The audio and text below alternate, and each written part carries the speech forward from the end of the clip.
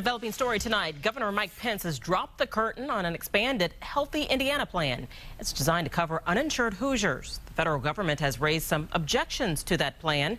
Our Derek Thomas joins us live from outside IU Methodist Hospital with this story. Derek? Governor Pence unveiled his plan before a packed auditorium. He said Hoosiers want a hand up, not a handout. The Healthy Indiana plan was created in 2006.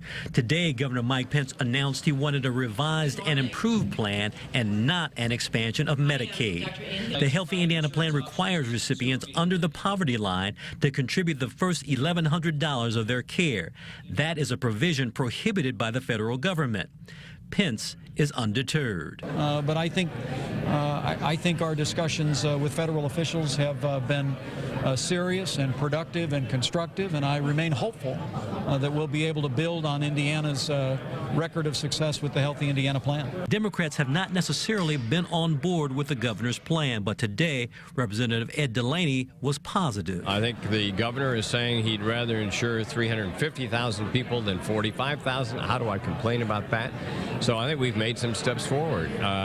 We'll find out over time whether requiring relatively modest payments from beneficiaries improves things or not. 52-year-old Beth Murphy has asthma and thyroid problems. She believes the new plan is tailor-made for her. I make too much for the HIPAA that they have right now, regulations, and I don't make enough for regular insurance. So I really think that this will help me to be able to have health coverage. Speaker of the House Brian Bosma thinks Washington needs to change with the times. The federal government has to wake up to this and not rely on the old entitlement programs 50 years ago that have expanded really beyond recognition in some cases, and start looking at some of these innovative solutions like the one that was proposed today.